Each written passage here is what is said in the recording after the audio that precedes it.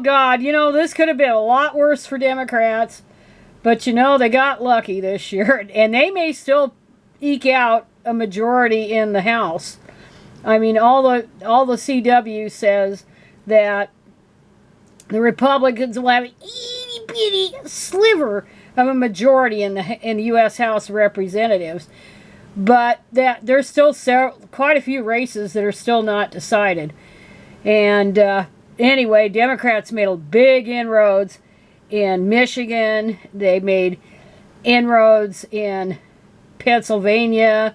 They won 2 governorships that had been Republican. That was Massachusetts and Maryland. They also they will probably get the Senate. Well, they will get the Senate. As everybody knows, there'll be a runoff in the Georgia Senate contest. Why the hell anybody voted for that brain-damaged Herschel Walker, I don't know. I really don't know. But I still say Warnock will be reelected, and especially with the runoff. And now that it's pretty certain that I think it's Kelly in Arizona will be reelected, and Catherine Cortez Masto in Nevada will get reelected. So the Democrats will at least have the Senate. But you know, it was all months and months and months. Everybody was worried about inflation. Oh, this was the big thing that pocketbook issues would do it. Blah blah blah blah blah blah blah. And abortion didn't matter. It didn't mean anything. Well, actually, post-election, they found out that it did. That it meant a hell of a lot. But I think the most heartwarming thing is this, of all the election news. And that's that damn Phil Knight, who tried to buy the Oregon governorship, got his ass handed on a platter. He poured millions into Christine Drazen's campaign. He poured millions into Betsy Johnson's rat fucking campaign. And it didn't matter in the end because Tina Kotek won. And if old Betsy Johnson had not been in the race, it would have been pretty easily, it would have been decided very early on in the evening that she had won. But anyway, he talked to CNBC today, our favorite billionaire. He and his wife and son are the only billionaires in Oregon. And he talked about the Oregon election results. It says here he gave Betsy Johnson $3.75 million. And then when it became clear Johnson would not win, he shifted his support, giving her Drazen $1.5 million. I don't believe that. He gave to both of them in order to rat fuck with the Democratic candidate. And then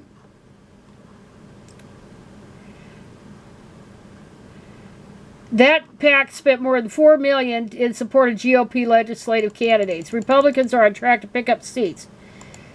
An outcome not better in the governor's race, but they're not gonna control the House and the Senate there.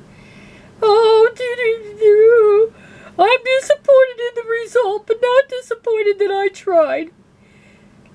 He seemed fine with the fact that Nike supported Kotek, giving her $75,000. I don't expect everybody to agree with me, Knight said. Well, the thing is, there shouldn't be Citizens United that allowed for this kind of obscene shit. He said he was motivated to donate by the conditions he saw in Oregon under Democratic leadership. And now he's talking about how it was better in the old days, and it's not so today.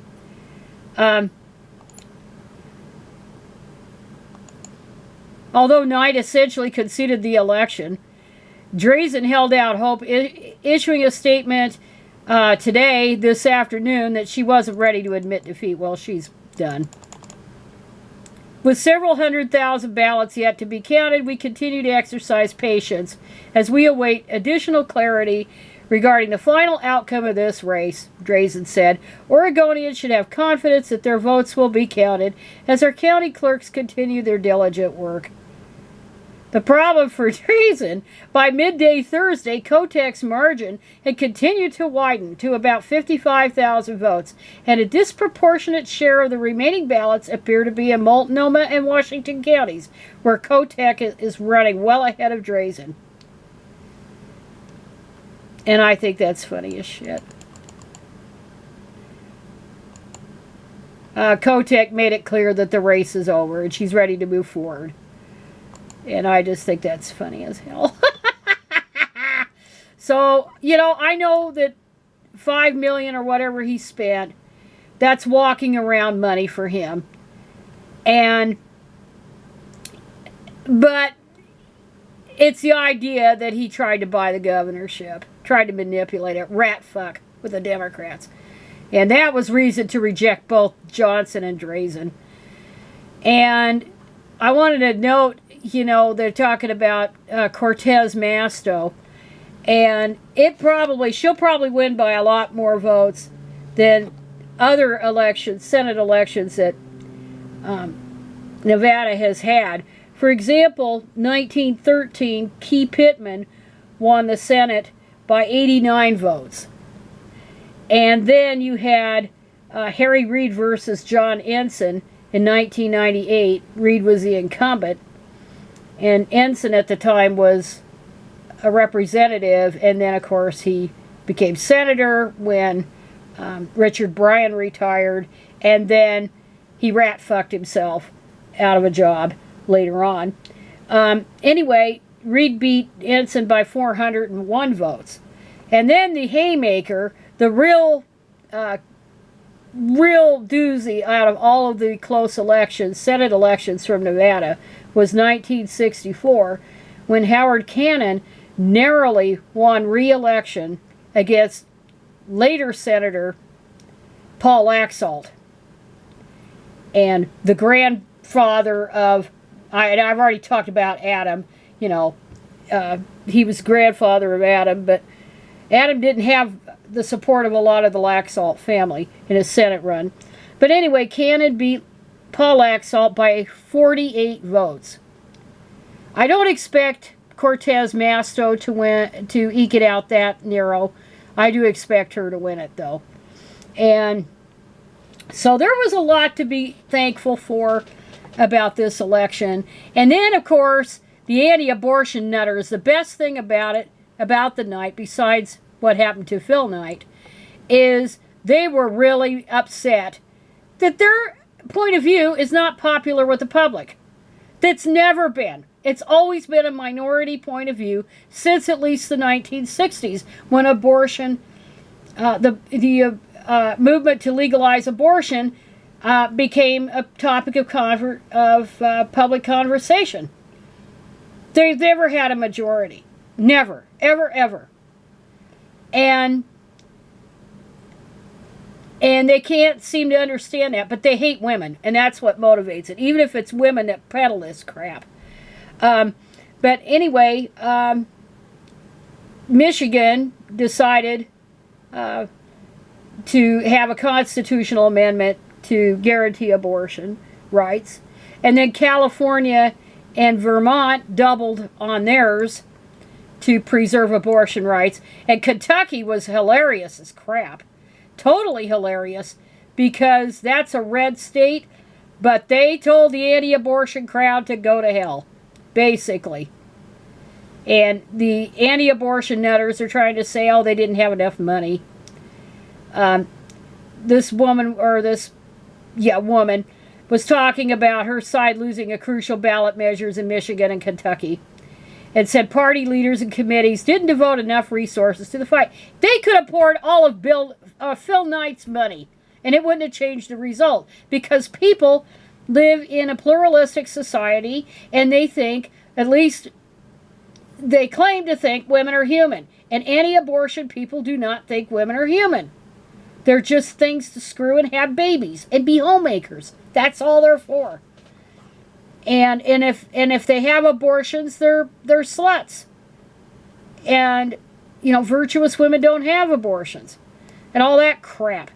And if you're a slut, then you're supposed to give your baby up for adoption, the way it was in the 50s when they yanked the babies away from the young, often young girls. And they'd never see the babies or really have a chance to hold them at all or much. They just give them away. But anyway, they had actually threatened, according to Jezebel, take it as you will, for not publicly supporting the nationwide ban on abortion after 15 weeks, introduced by Lindsey Graham. And this woman insisted, Dan and Felser, insisted Wednesday that Republican candidates lost, wait for it, they avoided talking more specifically about their plans to ban abortion. No, people are fucking pissed. Women especially, and young women especially. They're pissed that the Supreme Court pulled their little crap. And I know it was at the end of their session, so maybe they didn't time it deliberately in order for it to fade into the fall elections. But they were pissed off, and they didn't get unpissed because of, well, let's see, July, August, September, October, almost 4.5 months after the ruling, the Dobbs ruling. They didn't get unpissed. So it was critical in this election. So the great red wave that they were all talking about, the media was talking about, the Republican Party was talking about, everybody was talking about, it didn't materialize. If they win the House, they're only going to get an itty bitty bit, and hopefully, if they get an itty bitty bit of a majority there, not certain, then Democrats need to put piles of money into the 2024 elections, and also go after the Senate races too, because more Democratic seats will be up for grabs than Republicans, so they're going to have to double down on the Republican ones. But anyway, I was happy. I could have been much more unhappy, but I was more unhappy over the Powerball lottery, not winning that, the $2 billion, than I was over these elections. Anyway, that's all I have to say about that today.